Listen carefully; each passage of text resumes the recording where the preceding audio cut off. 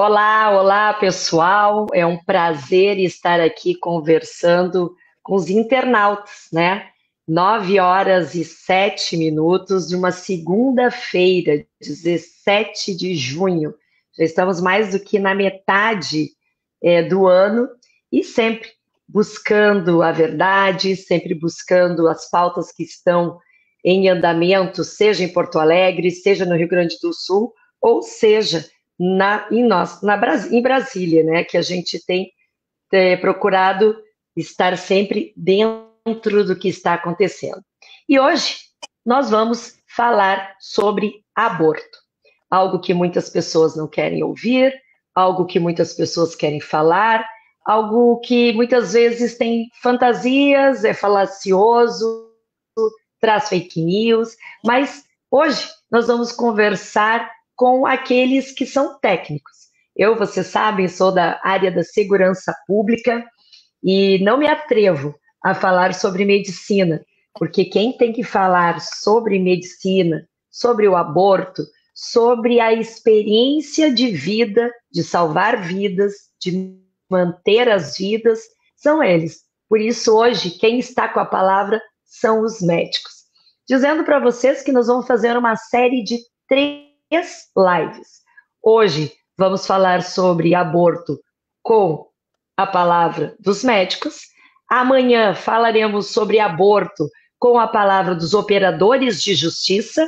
E na quarta-feira vamos falar sobre aborto com os parlamentares. E eu acredito que essa série de 3 lives falando sobre aborto tende como um objetivo a gente esclarecer um pouco mais aquilo que muitas pessoas têm como tabu, outras pessoas falam sem saber, e hoje os nossos especialistas estão aqui, no que eu já quero agradecer a cada um de vocês que está aqui presente, falando, colocando seu momento, né, seu tempo aqui para nos explicar um pouquinho mais sobre essa questão. E eu quero aqui, gente, o currículo de vocês é muito bom, tá? Eu vou dizer que eu fiquei quase louca para poder diminuir o que eu tinha que falar de cada um de vocês. E, por óbvio, o que eu falar não chega nem aos pés do que cada um de vocês representa no universo da medicina, que é algo inspirador para todos nós e que, por certo, eu vou cometer várias gafes aqui, falando muito pouco do que vocês são e do currículo de cada um que é enorme. E eu vou começar, né, apresentando, não necessariamente nessa ordem para falar, mas vou apresentar para vocês a doutora Tatiana Della Justina. Ela é conselheira do Conselho Federal de Medicina, representando o Rio Grande do Sul. É médica formada em 83, é médica de medicina do trabalho, mestra em distúrbios da comunicação humana, foi perita judiciária, concursada pelo Tribunal de Justiça do Estado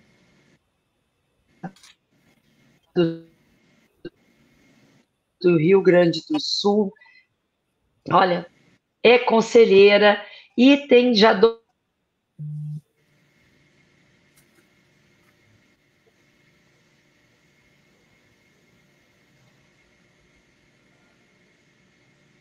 Congelou a fala da comandante.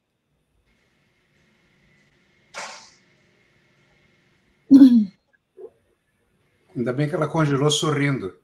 É.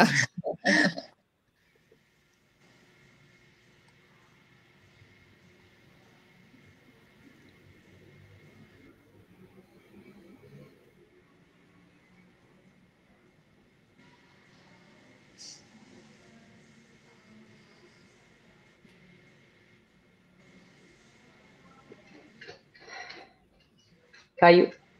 Caiu o quê? Olá, olá, olá, estão me ouvindo? Agora sim. Sim. Agora deu? Deu. Tudo certo. Está congelada a sua imagem ainda, estamos ouvindo a sua voz. Estou ouvindo a sua voz. Oi, voltei? Só a voz. Tudo ok? A imagem não. Só a voz, comandante, mas estamos lhe ouvindo.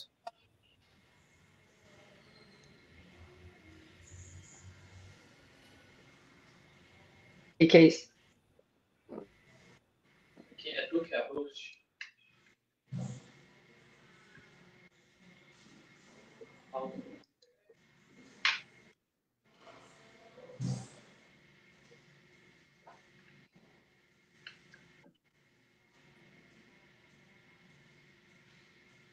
Olá, olá.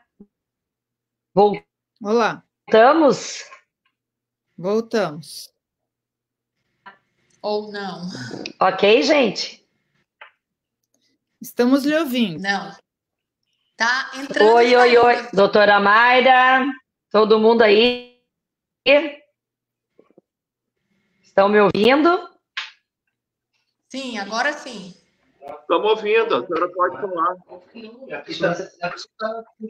Então tá, vou continuar falando aqui. Eu não sei o que está acontecendo com o sinal, provavelmente seja o sinal da Karina, que está nos deixando pendurados. Enfim, estava apresentando a doutora Tatiana, quero agora apresentar o doutor Hélio Angotti Neto, ele que é membro da Câmara Técnica de Bioética, e é importante essa menção nesse momento, é médico pela UFES, especialista em oftalmo pela USP, mestre em administração pública, doutor em ciências, é membro efetivo da Câmara Técnica de Bioética, da Comissão de Ensino Médico e também da Comissão Nacional Pró-SUS, do Conselho Federal de Medicina. Presidente do capítulo de História da Medicina, da Sociedade Brasileira de Clínica Médica e criador do Seminário de Filosofia Aplicada à Medicina. Autor de diversos livros, e estamos aqui muito honrados com a sua presença. Também nos acompanha aqui a doutora Mayra Pinheiro. A doutora Mayra Pinheiro, que é médica Peraí, deixa eu pegar aqui. Que é médica neonatologista, mestre em ciência pela USP, doutora em bioética pela Universidade de Porto, Portugal, e é secretária nacional da Secretaria de Gestão de Trabalho da Educação da Saúde do Ministério da Saúde. E o querido doutor Rafael Câmara, que não me mandou seu currículo, mas eu vi que o currículo é enorme, ele muito, humilde, não quis me mandar o currículo, mas eu peguei algumas coisas aqui do doutor Rafael Câmara. Ele é conselheiro do Conselho Federal de Medicina do Rio de Janeiro, é relator da resolução 237824, que fala sobre assistolia fetal, graduado pela Universidade do Rio de Janeiro, fez residência médica em ginecologia e obstetrícia e especialização em reprodução humana.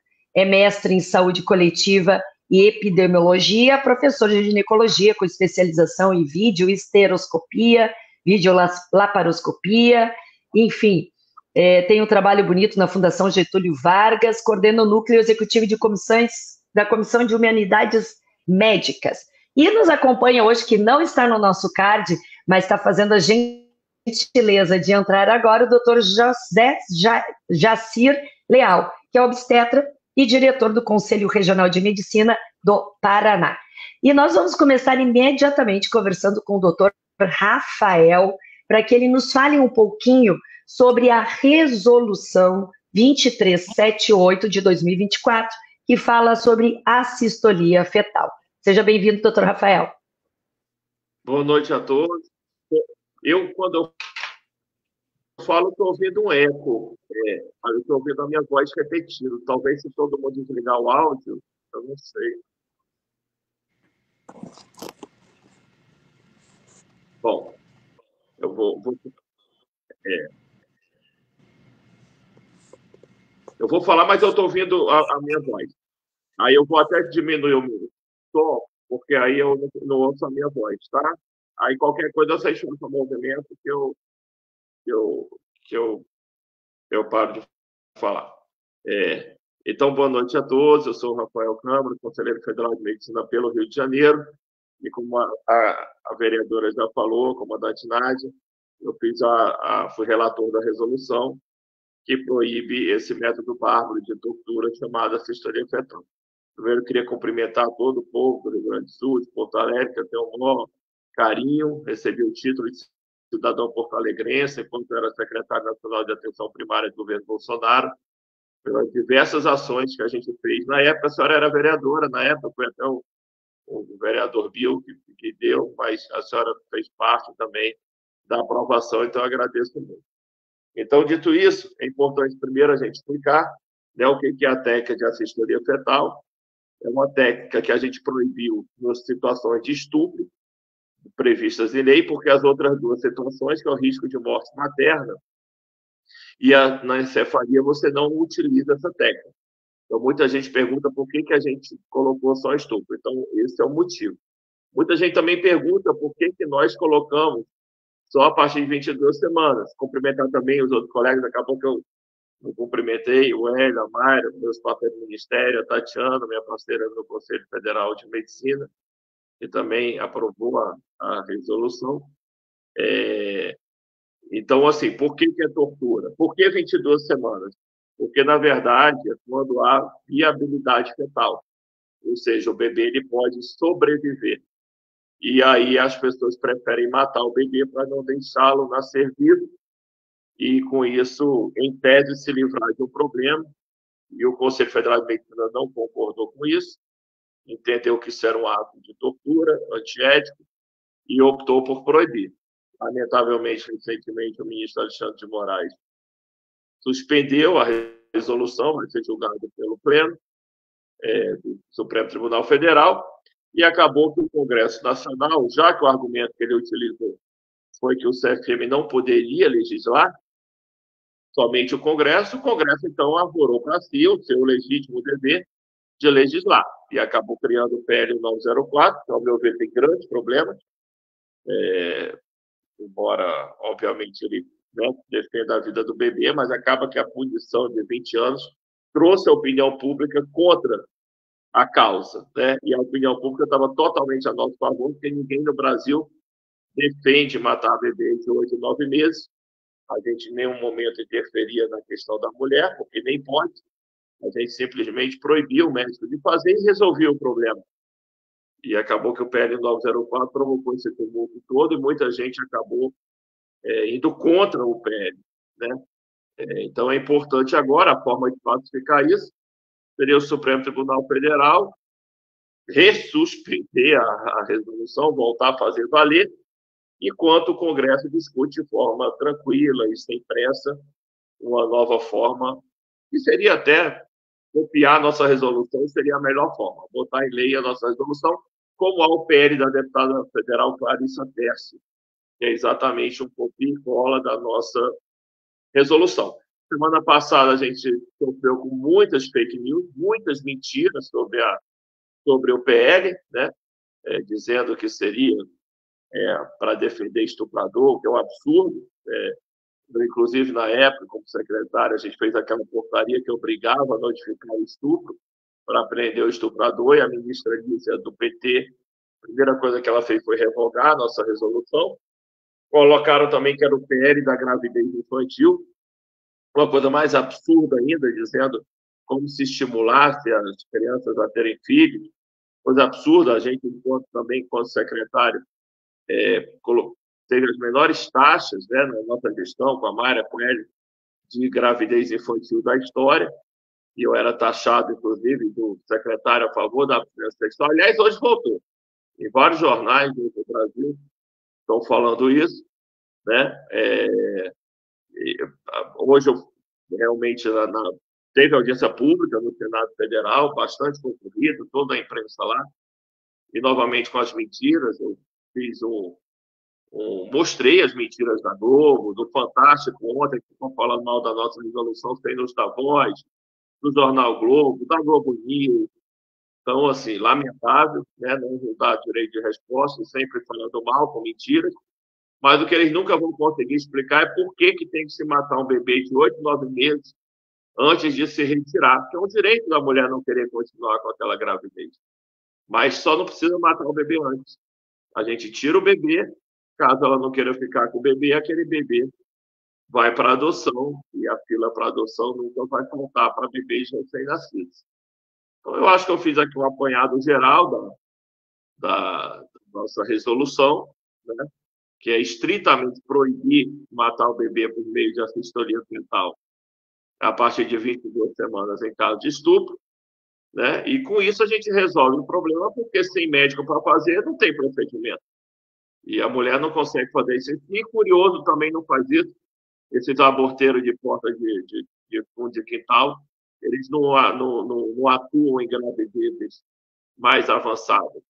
Então, o problema estaria resolvido, mas, lamentavelmente, o Supremo Tribunal Federal suspendeu essa resolução até o julgamento definitivo no plenário. Eu não sei se a senhora quer fazer alguma pergunta ou que eu vá para algum outro lado. Aí eu me coloco aqui à disposição para falar ou para responder perguntas, como a gente tem mais 3 convidados.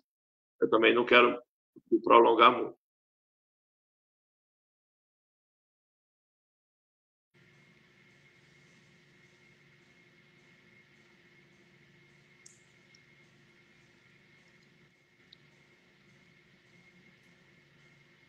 Opa.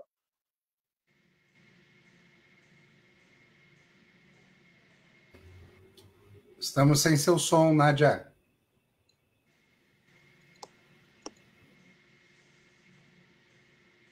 Eu acredito, doutor Rafael, que o senhor explicou muito bem sobre a sistolia fetal. Explicavam. Meu Deus.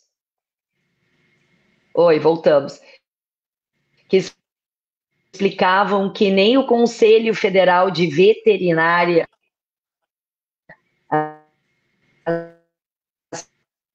aceita esse tipo de procedimento. A sua voz está picotando.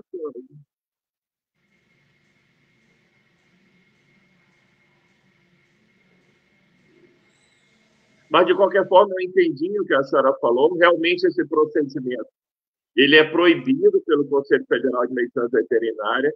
Animais não podem ser mortos, sofrer eutanásia por meio desse procedimento, pela crueldade que ele é, assim como também pena de morte não pode ser feita por meio desse procedimento, que mostra o quanto ele é doloroso. A gente está falando de bebês que já indubitavelmente sentem dor a partir de 22 semanas.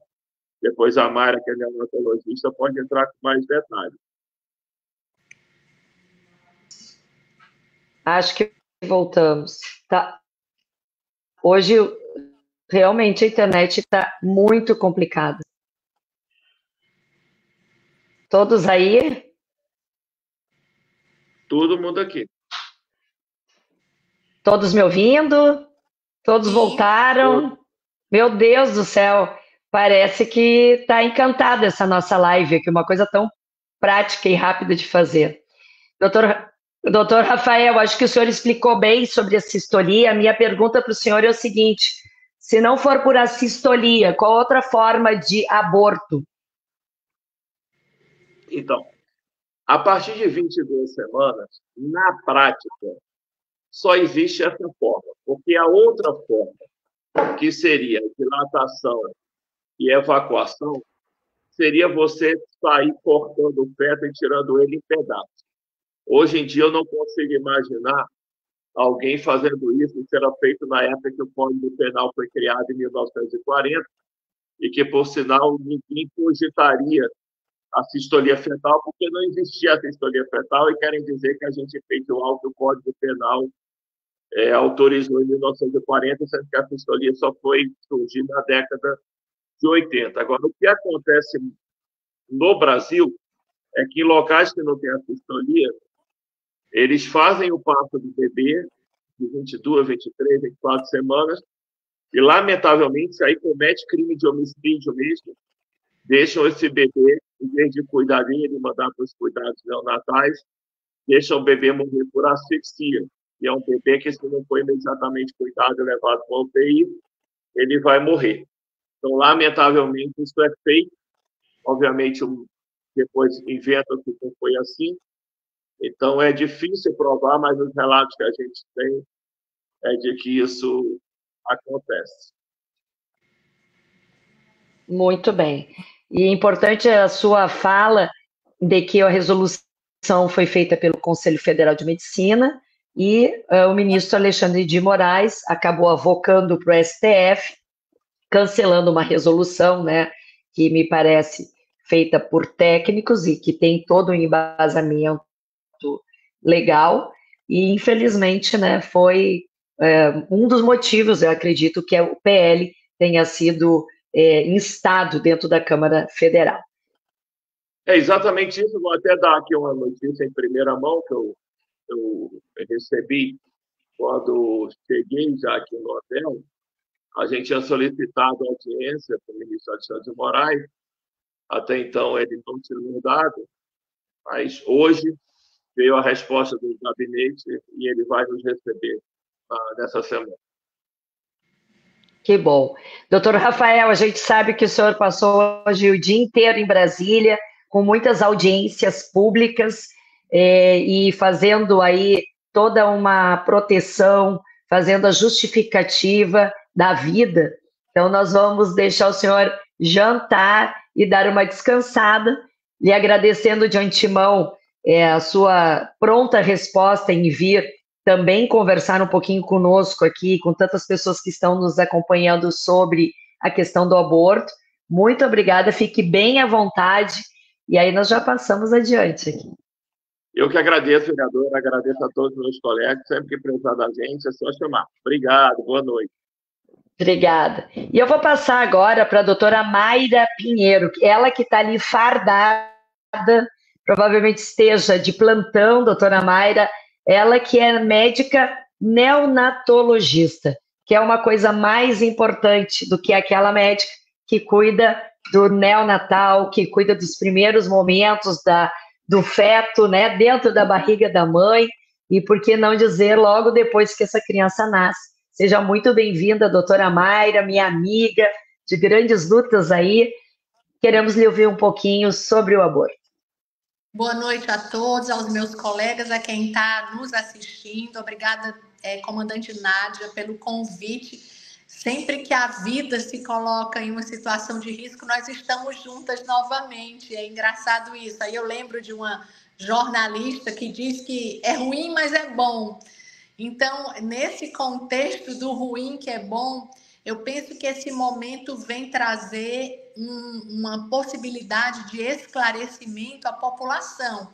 O que eu tenho percebido, comandante, é uma legião de pessoas que, levadas pelas redes de televisão, que desinformam, que são militantes hoje, jornalistas completamente militantes, e às vezes até por conceitos errados das próprias redes sociais, elas não têm conhecimento do que se passa em relação à concepção, ao aborto, aos limites de viabilidade. Então, sempre que há essa turbulência social em torno de um assunto, e não é só em relação ao aborto e à vida, a gente está vivendo um momento aí de convulsão social, com a pandemia, a gente teve a possibilidade de passar por momentos angustiantes, mas também de muita revelação da verdade escondida, de coisas que nós não sabíamos sobre as manipulações científicas, sobre a indústria farmacêutica, e novamente surge a possibilidade da gente esclarecer a população. Eu me dei ao trabalho, aliás, vou primeiro falar um ponto aqui que eu acho que é o mais importante para justificar a propriedade da minha fala. Eu tenho 33 anos de neonatologista. Então, o neonatologista é o pediatra que trabalha unicamente na área de terapia intensiva neonatal com bebês graves. E quando eu me formei, eu me especializei nessa área, a gente tinha bebês de 500 gramas que a gente via, assistia morrer, porque nós não tínhamos tecnologia. Em 1999, eu fui para São Paulo para fazer uma pós. E aí a gente chegava no Brasil, surfactante pulmonar, que é um líquidozinho que a gente injeta no pulmão para amadurecer o pulmão de prematuros. A gente começou a ter respiradores com maior potência, depois veio ventilação de alta frequência, depois veio uma quantidade enorme de suportes para que a gente aumentasse os limites de viabilidade. E hoje a minha realidade como neonatologista ela é completamente diferente. E o que a gente precisa esclarecer às pessoas? Primeiro, que a vida começa na concepção. Quando a gente tem o ingresso de um espermatozoide no óvulo ou no gameta feminino, a partir daí a gente não tem mais uma célula da mãe e uma célula do pai. A gente tem uma nova vida com DNA próprio, com material genético completamente definido, que vai ter a capacidade de produzir tecidos, órgãos. E a questão é, se a gente interrompe essa vida com uma semana, com 60 anos, com 80 anos, a gente está somente interrompendo a vida em fases distintas, porque a vida começa a partir dessa união do espermatozoide com o óvulo. Então, a partir daí, e não é a doutora Mayra que está dizendo, não é por uma questão religiosa, isso está nos livros médicos que são referências em todo o mundo, de embriologia, de biologia, de histologia. A gente ensina isso nas faculdades de medicina, nas faculdades que tratam das ciências humanas. Então, a primeira coisa é entender claramente que nós não estamos falando do ponto de vista religioso, embora eu faça aqui a minha confissão, eu sou sim cristã, e esse princípio é muito importante para a tomada de todas as decisões da minha vida, eu não me envergonho disso, mas a gente está falando de ciência. Outra coisa interessante é que os defensores do aborto, eles usam diversos argumentos, e é mais triste ainda quando a gente escuta esses argumentos ditos por pessoas que não têm a menor propriedade, capacidade, que não deveriam falar sobre isso. Ministros do STF, jornalistas, políticos, quem tem que falar sobre isso é o Conselho Federal de Medicina, são os médicos. E a maioria dessas pessoas comete a aberração de dizer que criança não tem dor, que criança não sente dor, que bebês não sentem dor quando eles estão na vida intrauterina. E aí a gente também recorre aqui aos livros de formação médica, de histologia, de embriologia, comandante. E entre a 5ª e a 7ª semana de vida, a gente está falando de um bebê com pouco mais de um mês, esses bebezinhos já possuem nervos periféricos desenvolvidos. Então, imagine que a partir de 5 a 7 semanas eles já começam a sentir dor. Com 20 semanas, a gente está falando de um bebê de 2 meses, nós não chegamos nem na 22ª semana ainda, as terminações nervosas desse bebê estão espalhadas por todo o corpo, do pezinho até a cabeça. E para quem diz que a gente pode matar esses bebês intrauterinos porque eles não têm cérebro, porque eles não pensam, porque eles não têm o sistema nervoso formado, a partir da 4ª semana de vida, ou seja, com um mês intrauterino, esse bebê começa a formar os neurônios de uma área do cérebro chamada de neocórtex. Essa área que vai ser responsável pelo nosso pensamento, pelas nossas emoções, pelas nossas memórias. Então, o que a gente tem já é uma estrutura primitiva que vai se organizando à medida que eu dou a ela a possibilidade de evoluir para a fase seguinte. Então, é um ser humano. E por que a gente escolheu 22 semanas? Esse número não é aleatório, essa idade gestacional não é aleatória.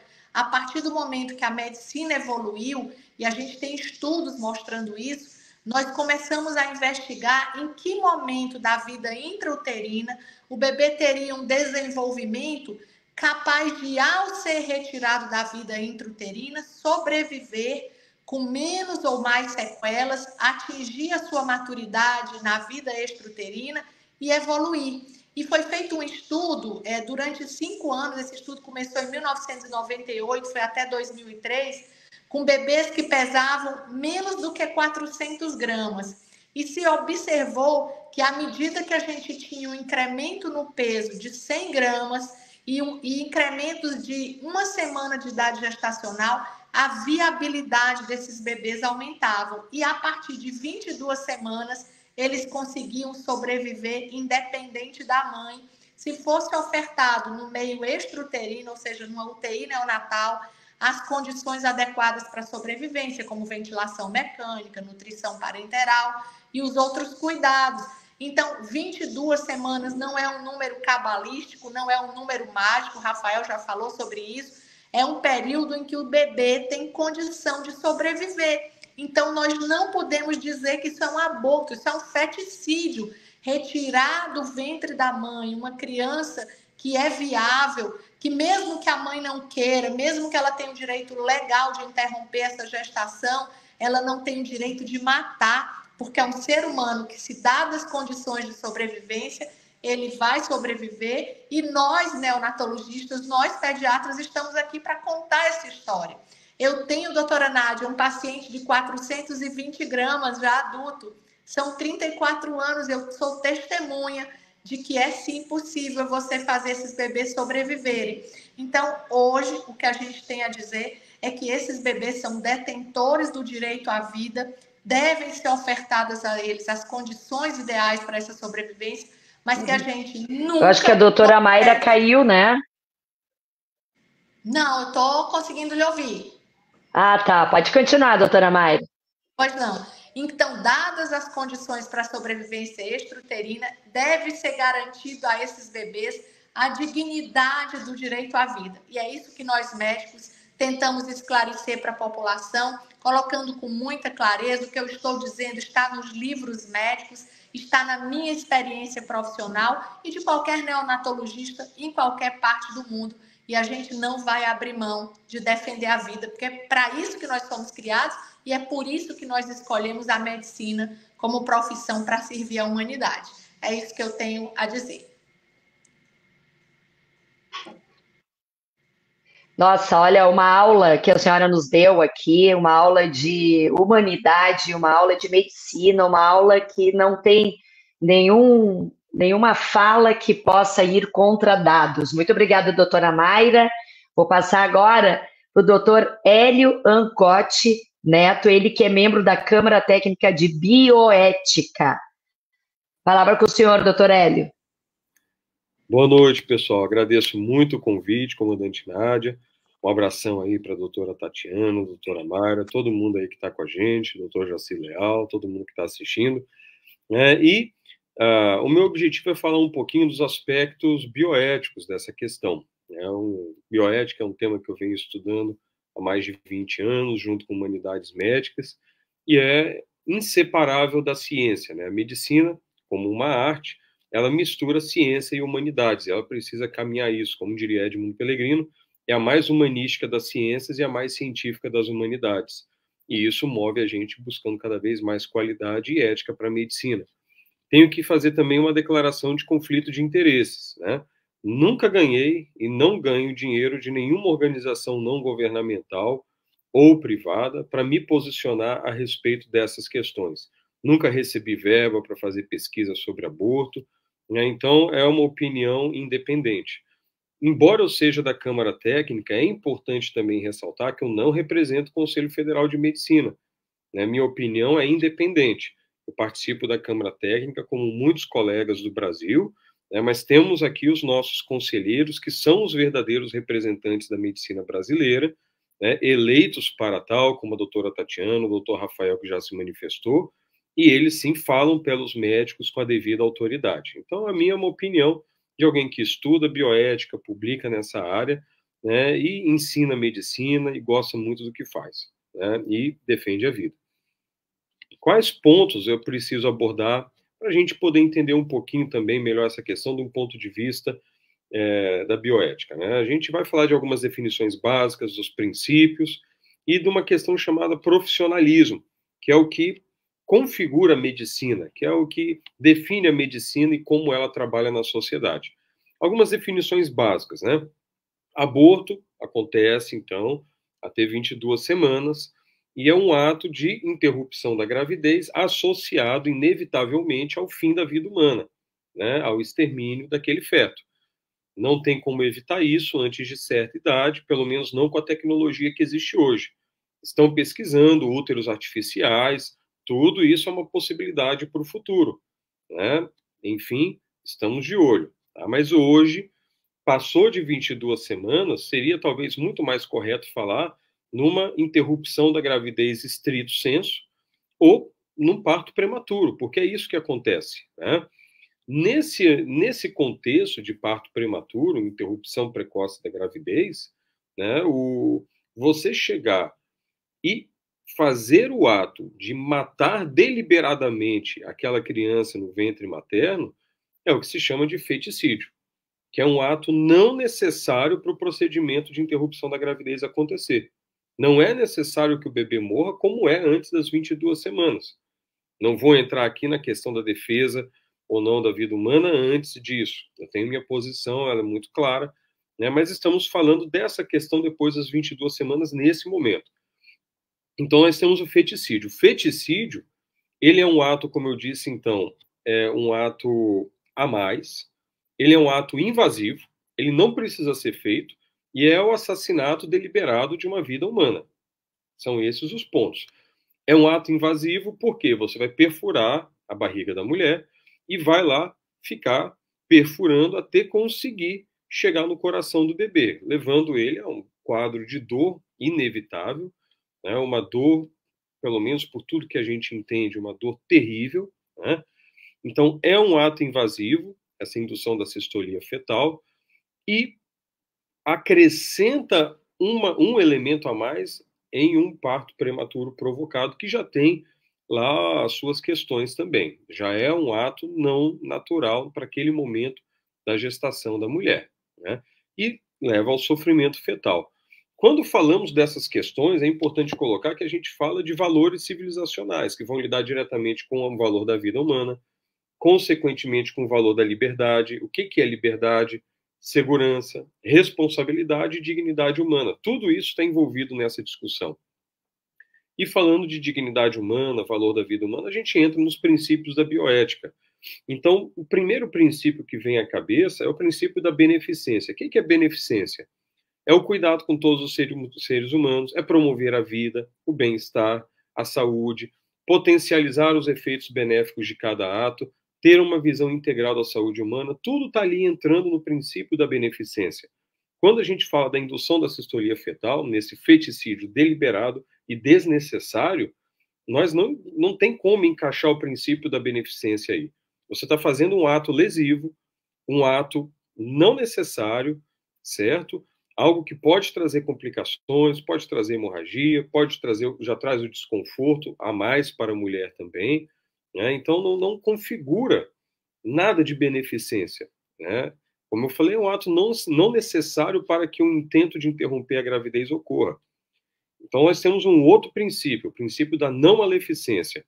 É minimização de efeitos adversos, evitar causar morte, sofrimento ou mal. Esse ato que nós estamos comentando, que o Conselho Federal de Medicina, com muita sabedoria, julgou não ser ético, ele não cumpre o princípio da não maleficência. Ele é um ato dedicado a interromper uma vida por si só. Então, novamente, eu faço questão de ressaltar isso. Ele é desnecessário, ele é intencionalmente destrutivo, né? E ele não precisa, de fato, fazer parte da interrupção da gravidez. Nesse momento de 22 semanas em diante, completamente supérfluo e lesivo, né?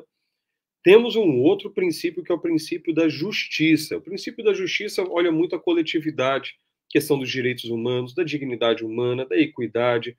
Então, um ato como esse, ele fere a dignidade humana, ele fere os direitos humanos mais básicos, ele fere a dignidade daquilo que nós entendemos ser uma vida humana e a pessoa, né? É um completo desprezo pela dignidade humana, certo? E temos também o princípio da autonomia, que é o respeito pela vontade das pessoas, pela sua integridade física, respeito das escolhas. Mas é claro que entra junto com essa liberdade da escolha o princípio da responsabilidade. A minha liberdade termina onde eu começo a ferir alguém, a ameaçar alguém, a cercear a liberdade de alguém. Então, as coisas... Nós vivemos em sociedade, numa sociedade que precisa prezar os direitos humanos. Então, é isso. Eu tenho minha liberdade, mas eu tenho liberdade porque eu preciso ter responsabilidade para conviver em sociedade. E, nesse momento, a liberdade, vamos dizer assim, de alguém que defende um ato deliberado destrutivo, não pode definir o fim da existência de outra pessoa dessa forma, né? Então, o princípio da autonomia, assim como da justiça, não está contemplado também. Também cabe falar, quando entramos nesse assunto, sobre a teoria do duplo efeito, que é muito discutida em bioética. O que é o duplo efeito? você tenta fazer um bem e, inevitavelmente, um mal acontece. Mas o bem prevalece. Então, você até suporta algum ato lesivo desde que um bem esteja sendo feito. Isso acontece e é muito bem explicado, por exemplo, quando tem uma gravidez tubária rota. Né? O bebezinho começou a crescer no lugar errado, machucou, a mãe começa a sangrar, e se ali não for retirado o feto naquele momento, morre a mãe, morre o feto, morre todo mundo. Então, para evitar uma tragédia tão grande, de fato, se procede aí à remoção do feto para salvar a vida da mãe, ao invés de perder a vida tanto da mãe quanto do feto. Né? Então, o ato ruim, que seria a destruição da vida do feto, ele aconteceria de qualquer jeito, mas ele decorre de um ato bom, que é salvar uma vida humana. No feticídio, a gente está numa outra situação completamente diferente. A clara intenção de fazer o mal é matar ali aquele feto desnecessariamente. Não é um efeito adverso ruim inevitável.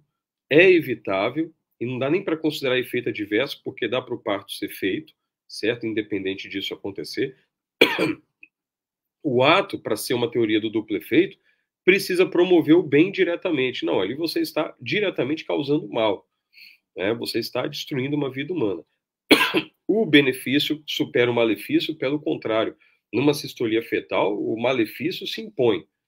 E o efeito maléfico decorre do benefício. Também não cumpre isso. Então, não tem como, bioeticamente, sendo coerente com a defesa da vida humana, com a dignidade humana, você defender uma coisa dessas. E eu também preciso falar um pouquinho sobre profissionalismo. Né? Peço desculpas que a garganta está meio ruim. Mas, assim, o que é profissionalismo?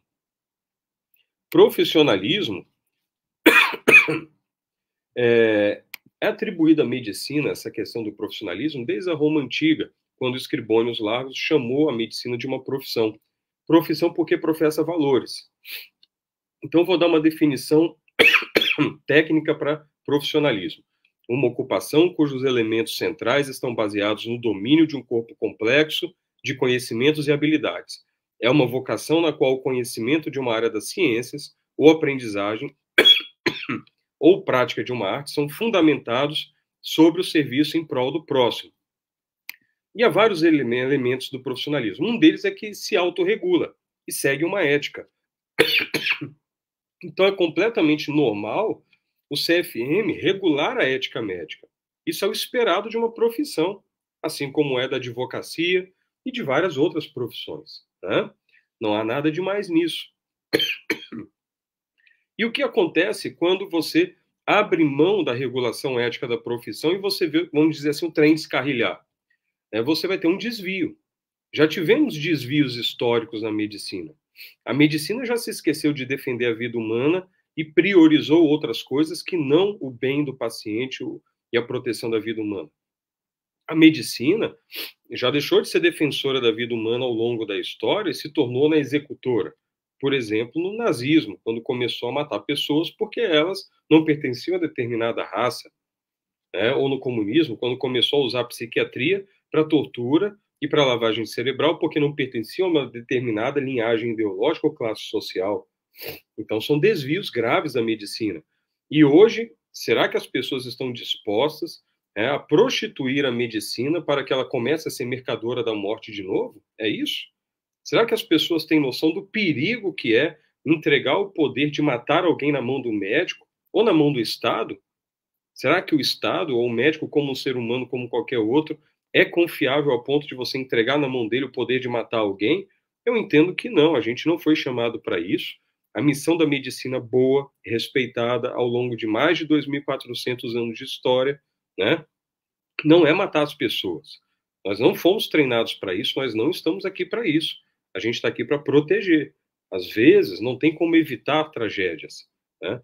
Mas nós não estamos aqui para somar a tragédia horrorosa do aborto, um trauma horrível, inclusive, que precisa ser bem cuidado na situação de não deixar que quem perpetrou essa maldade continue fazendo isso, né? Mas não estamos aqui para somar a essa tragédia uma outra tragédia na vida daquela família, daquela pessoa que sofreu um trauma terrível. Porque é isso que se faz. Ao você incluir um assassinato, um homicídio numa situação dessas, um extermínio de uma vida humana, o que você acaba causando muitas vezes é outro trauma, né? Então, precisamos tomar cuidado com os caminhos da medicina. E eu entendo que o Conselho Federal de Medicina, né, ele não poderia ter feito diferente. Então, é completamente compreensível e eu entendo até que necessário o posicionamento que foi feito pelo Conselho Federal de Medicina, porque no nosso Código de Ética é muito claro, nós temos que nos opor a qualquer tratamento degradante contra o ser humano, tortura, né, qualquer coisa degradante, e nós não podemos concordar com pena de morte, porque no final das contas é isso que está acontecendo. Indução da sistolia fetal é pegar uma vida viável e assassiná-la, exterminá-la, é uma pena de morte. Não existe isso no regulamento brasileiro. Então, o Conselho Federal de Medicina foi coerente. Ele não podia deixar um vácuo legal nessa situação, sendo que a tecnologia hoje nos leva nessa interpretação, nessas possibilidades. E toda essa questão que a gente está conversando aqui, pessoal, no fim das contas, gira em torno de algumas perguntas muito básicas, né? Qual é a primeira pergunta muito básica? A vida humana tem valor ou não tem? Respondendo isso, a gente já vai tomar dois caminhos totalmente diferentes. Ou seremos uma sociedade que protege as pessoas, que respeita a vida humana, no qual toda vida tem dignidade, todo mundo merece um tratamento justo, um tratamento igualitário, ou é uma sociedade que vai reservar para si o pior do utilitarismo mais tosco possível, no qual a vida vai ter um preço, sim, vai ser quantificada, né? E se a gente for para esse lado, que já fomos algumas vezes na história da humanidade e tragédias terríveis aconteceram, aí a outra pergunta inevitável é a seguinte: quando eu posso matar alguém que me desagrada? É porque a pessoa é de origem judaica, é porque é escravo, é porque é negro, é porque é feto, é porque é idoso, é porque não produziu para a sociedade X R$1.000 por mês? Qual é o critério que vai ser utilizado? É etário? É étnico? É de opção individual? Espera aí, mas se você não tem o valor da vida humana, você pode colocar um preço na vida humana. Então isso é muito preocupante, porque o desprezo pela vida humana e a não consideração do valor dela leva imediatamente a essa outra pergunta terrível, que é a pergunta que qualquer um que defenda um procedimento degradante como esse vai ter que responder. Quando eu posso matar alguém, então? Qual é o critério que você inventou? Porque é uma invenção de critério matar alguém. Deixa de ser, vira pessoa, não vira. Essa é uma discussão muitas vezes ideológica ou filosófica, mais ou menos bem embasada, mas, enfim, virou uma coisa subjetiva e perigosa, obviamente, que vai permitir arbitrariedades. E no final das contas, pessoal, para servir a arte da medicina da maneira como ela merece, servir ao próximo, né, como diria William Osler, um grande médico da história, né, você precisa amar seu semelhante. Amar o seu semelhante não é, entre aspas, entregar uma falsa solução como essa que está sendo discutida, né? É cuidar, é amparar, é defender a vida, né? Então, amar o semelhante não é somar a uma tragédia outra tragédia e outro trauma. É você cuidar da pessoa. Onde estão as políticas públicas para um cuidado psicológico, um cuidado integral, né? Oferecer a morte de um ser humano não é... Gente do céu, isso não é terapia. É muito claro isso para quem é médico, né? Se tem algum médico que defende isso, ele precisa parar, refletir, né? Se alguém quer fazer um bem para aquela pessoa, ajude ela, ajude a família dela, adote a criança, cuide. Há tantas coisas que podem ser feitas para ajudar o próximo, gente. Oferecer a morte não é uma delas. Tá? E com isso eu termino aqui minha breve reflexão. Desculpa se eu demorei muito, viu, gente? Nossa, maravilhoso, doutor Hélio. Muito obrigada por essa reflexão. Gente, nós temos 10 minutos, 1 hora e depois encerra. Então, eu vou passar de pronto a minha amiga, doutora Tatiana Della Justina, que é do Conselho Federal de Medicina, representando o Rio Grande do Sul, e depois o doutor Jacir, ok? Doutora Tatiana. Boa noite a todos. Comandante Nádia, eu estou muito honrada por estar aqui hoje, né? E sinto também uma grande honra por participar junto com os meus colegas, Dr. Rafael Câmara é meu colega lá no Conselho Federal de Medicina, ele é o autor, o relator da Resolução 2378, que nós estamos conversando aqui, né, que é um paralelo sobre depois o que apareceu, né, nesse projeto de lei, que não é exatamente a mesma coisa, né, e a gente não se sente muito à vontade para falar do projeto. Então, eu vou falar da resolução, né, algumas coisas, alguns aspectos que ainda não foram abordados, mas eu estava observando atentamente o Hélio falar. O Hélio também é meu colega na Câmara Técnica lá de Bioética do Conselho Federal de Medicina, e o que a gente, vira e mexe, a gente entra em contato lá, comandante, com algumas reflexões importantes, né, porque lá, quando a gente tem um assunto para decidir em plenária, normalmente são assuntos muito, muito, muito polêmicos, muito difíceis, muito árduos. Então, nós temos sempre debates importantes lá dentro do plenário do Conselho Federal de Medicina. Eu costumo, em algumas palestras que eu faço, eu sempre digo assim, a gente como médico, a gente tem que saber que nem tudo que é cientificamente possível é eticamente aceitável. Essa é uma frase bioética, né, de um dos cientistas, digamos assim, que criaram esses conceitos bioéticos, o Van Potter, eu estou me referindo. Ele era um bioquímico americano que estudava a parte mais de oncologia, e ele achou que, pelas descobertas científicas que estavam acontecendo, a ciência estava correndo muito solta, e não estava com o padrão ético que deveria ter. Então, bioética, né? Bio-vida, ética, ethos, né? Da moral, né? Da ética. Então, o que a gente fez, né, na aprovação dessa resolução, a 2378 de 2024? Ela é apenas uma vedação ao médico de praticar esse procedimento de assistolia fetal nos casos de uma gestação originada de estupro a partir de 22 semanas. Porque a partir de 22 semanas o feto passa a ser viável.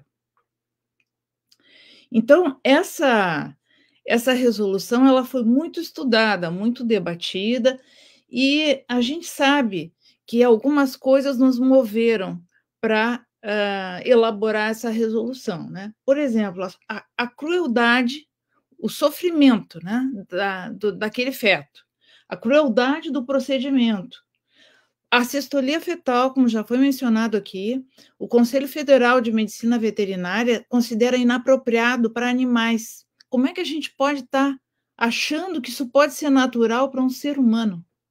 Isso é inadmissível que alguns pensem isso, né?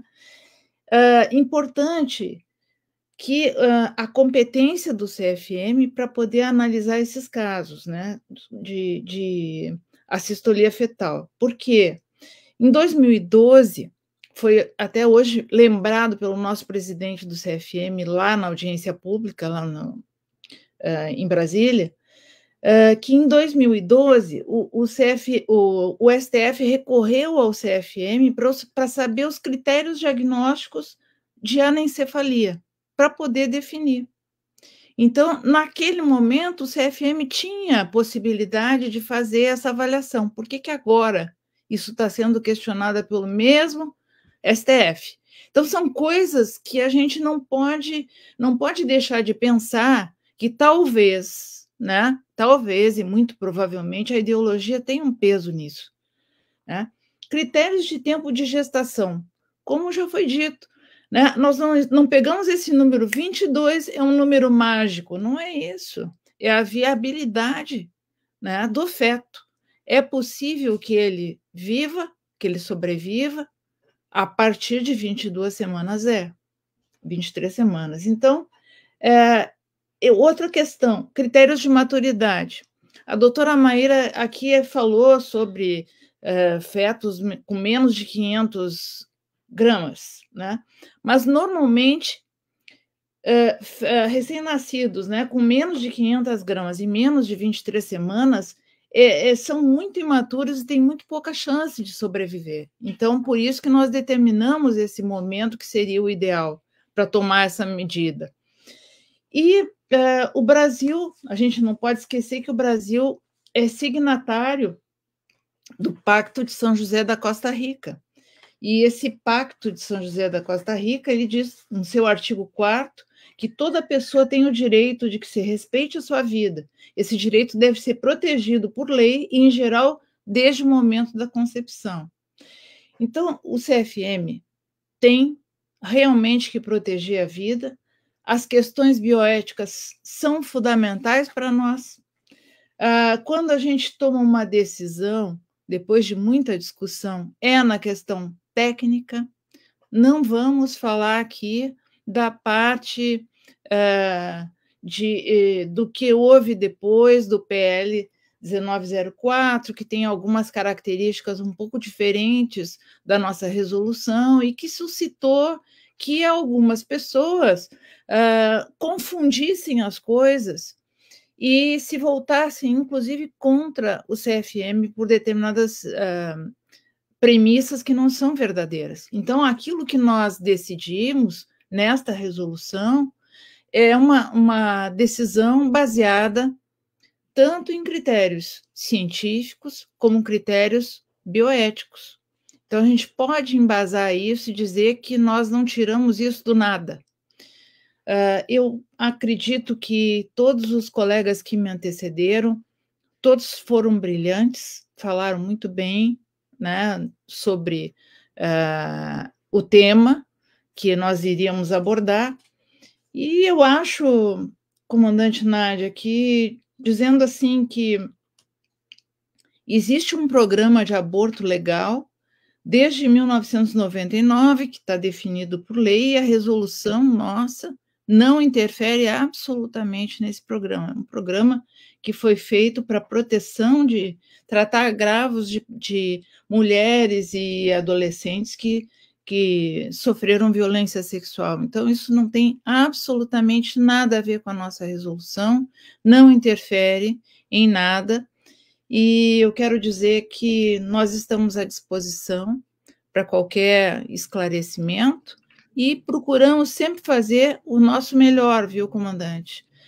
Se podemos, eventualmente, ter que revisar alguma resolução um dia, que é uma coisa natural, porque a medicina é a ciência das verdades transitórias, ao menos a gente debateu muito e procurou fazer o nosso melhor. Acho que era isso que eu tinha para dizer. Nossa. Muito obrigada, doutora Tatiana, como sempre brilhante. José Jacir, nesse momento, temos um pouco mais de 4 minutos, e eu já vou dizer para o pessoal, amanhã tem live de novo. Não fiquem esquecendo às 9 de novo. Doutor José Jacir. Obrigado, querida. Eu vou tentar ser o mais rápido possível, não vou ser contrário a ninguém aqui, porém eu quero falar de uma maneira um pouco diferente. Dentro da experiência de quase 40 anos de formado, atendendo pacientes pedindo aborto no consultório, e mais tudo que eu batalho já há muito tempo, eu quero começar até provocando a Maiara um pouquinho, falando que ela tem total razão, e eu concordo, a vida começa na fecundação. Só que a partir daqui, eu sempre costumo falar em palestras que a vida não começa na fecundação, ela começa muito antes. Ela começa quando a gente começa a sonhar em ter filhos lá atrás. Quando a gente, criança, pega as meninas na maternagem com as bonecas e elas começam a ter toda uma vida romantizada, numa esperança gigante na formação de uma família, tudo que uma criança tem de bom e que ela sonha e coloca em ação entre as amigas, brincando, etc. E ela tem esse sonho. E eu pergunto, o que aconteceu na vida de algumas mulheres que, quando elas engravidam mais tarde, elas querem matar uma criança? Então, eu digo que a vida inicia lá na infância. A vida inicia quando você começa a sonhar em ter um filho. Então, eu digo que é independente da vida. Claro que eu entendo a composição agora de 22 semanas, todo esse debate, essa confusão, que aí você tem uma vida, mas para mim, e se for 18 semanas, pode matar, então, o ser humano? Quer dizer, então eu apago São José de Costa Rica, eu apago toda a minha formação como ser humano para pensar. Então, eu, como médico, eu preciso receber essa paciente no meu consultório e tenho que compreendê-la. Eu tenho que entender que ela foi aquela criança que sonhava em ter um filho, independente de se foi estuprado ou não, mas ela engravidou, ela está apavorada. E uma pessoa apavorada não consegue pensar. Eu, como médico, preciso ajudá-la a pensar. Então, se ela encontra uma amiga que é a favor do aborto, prontamente ela é facilmente convencida a abortar. Então, o que a gente quer proporcionar para as mulheres é a oportunidade de raciocinar. Porque se eu for falar de um estupro, e eu isso digo muitas vezes e muito claro, se minha filha um dia for estuprada e engravidar desse estupro, ninguém mete a mão no meu neto, porque ele é meu neto, ele é uma criança que não tem nada a ver com o estuprador.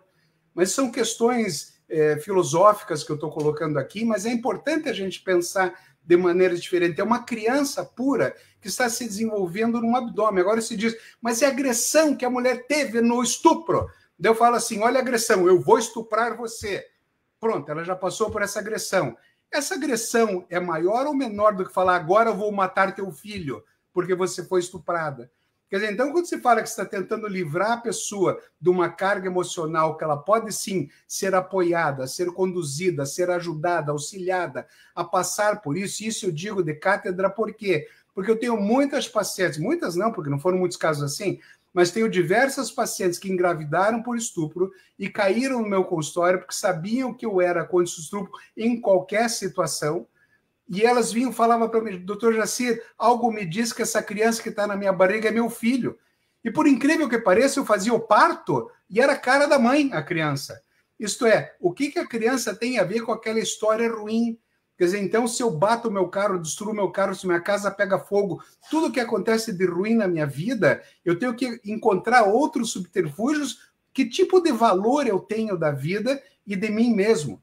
Que tipo de valor que eu sou? E as pessoas confundem muito o artigo 128 do Código Penal, que fala, ele autoriza, ele permite o médico a provocar o aborto, ele autoriza a mulher, não autoriza nem permite. Continua sendo crime o aborto, porém ele simplesmente tira a pena. E ele não tem nada a ver com o Código de Ética Médica. No Conselho de Medicina são duas esferas diferentes. Uma coisa é o Código Penal, outra coisa é o Código de Ética Médica. No Código de Ética Médica, o Código Penal pode falar o que quiser. Na ética médica, nós somos responsáveis pela vida.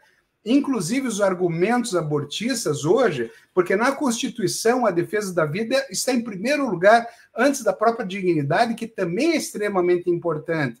Ninguém está falando contra a dignidade, mas para favorecer o aborto, querem inverter o passo, isto é, a dignidade da mulher que foi engravidada e não quer aquela criança, ela é dona do corpo, é maior do que a própria vida. E não está correto absolutamente.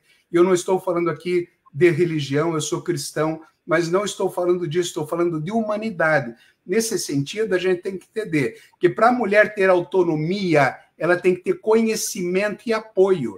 Não é que eu vou tentar convencê-la, ao contrário. Eu preciso colocar na balança para ela no meu consultório, é o que eu faço. Sim, você vai abortar por causa disso, isso vai acontecer, isso, as consequências são essas e essas. Ou não, você não vai abortar. E olha, muitas mulheres que me procuraram para provocar o aborto, 2 semanas depois estavam com a família no consultório para ver a criança na ecografia, todas felizes. Então, quando uma moça de 18 anos de idade chega no meu consultório falando, doutor, mas eu já tinha a minha vida toda planejada durante a minha vida, hoje, que eu já estou formado há 40 anos, ela já tem 3 filhos daquela gravidez que ela desistiu de abortar. Então, o papel do médico, o papel da medicina, o papel de qualquer ser humano é ajudar as pessoas a pensarem, para que elas usem da autonomia delas da melhor maneira possível. E não porque elas estão apavoradas, com medo, querendo se livrar daquilo. Quando nós temos um problema vindo para cima da gente, a gente quer se livrar do problema. E o aborto passa a ser uma opção. Agora, se você consegue pensar no assunto e ajudar a mulher, a menina, mesmo a de pouca idade, a pensar, tendo uma família, quer seja para ela doar essa criança posteriormente, quer seja para ela ter tempo para pensar, porque a partir do momento que matou a criança, acabou. Mas se você não mata a criança, você tem tempo para poder trabalhar emocionalmente essa pessoa, ajudá-la, porque a maioria das pessoas são boas. A maioria das pessoas tem um desconhecimento e, por isso, procuram muitas vezes o aborto. Então, a doação, o aceite daquela criança também tem que ser colocado na equação. Se você não coloca na equação e só alguém que é abortista conversa com ela, ela vai fazer o aborto. E os médicos, desculpe, podem ter uma lei que diz que o médico é obrigado a provocar o aborto naquela instituição. Desculpe, essa lei não supera na hierarquia das leis a Constituição, que protege qualquer um de cometer um ato como esse. Tentei ser o mais rápido possível. E agradeço ao comandante Nádia por ter me convidado agora em cima da hora, para vocês saberem, doutora Maiara, doutor Hélio, doutora Tatiane, que estava aqui, eu estava com essa live marcada na minha agenda para assistir, quando, por uma surpresa minha, eu recebi o convite da comandante Nádia para poder falar alguma coisa. Eu tenho falado muito sobre aborto, tenho lutado muito sobre isso, e fico à disposição sempre que precisar. Muito obrigada, doutor Jarcir, leal, sempre muito gentil. E eu quero dizer assim, que nós não temos muito tempo, e eu acho que lives que são mais rápidas, a gente consegue abranger mais o conteúdo, consegue ficar com aquele gostinho de quero mais. Aqui as pessoas já estão aqui comentando que querem sim, saber um pouquinho mais exatamente com quem tem a experiência, com quem é técnico, com a palavra dos médicos, que podem nos dizer o que está certo, o que está errado, e de que forma fazer para que a gente não deixe politizar a questão da vida.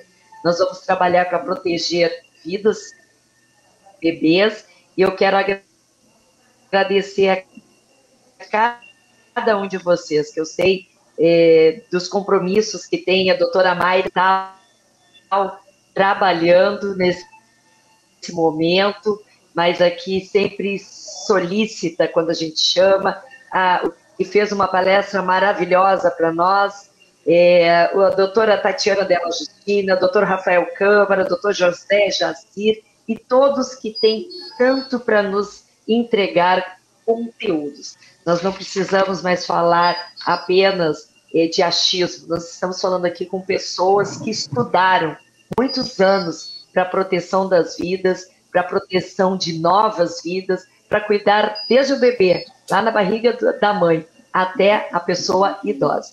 Então, eu quero dizer que eu estou muito grata, gratidão é a palavra para cada um de vocês, desculpa a correria, desculpa que a internet não ter dado certo, a gente não poder ficar mais tempo junto, mas essa live vai ficar gravada, vai ser colocada no YouTube, no Instagram, e nós poderemos aí absorver um pouquinho mais, com calma, o que cada um falou da sua experiência, da sua expertise, e tenho certeza do seu amor, do seu dom para cuidar vidas. Amanhã, para quem quiser nos acompanhar, nós estaremos também falando sobre aborto, mas com a palavra. Amanhã serão os operadores de justiça, como eles veem a questão do aborto no Código Penal, no Código de Processo Penal, e nós vamos aí trabalhando aos pouquinhos para desmistificar e cortar as fake news que a gente está ouvindo no meio do caminho.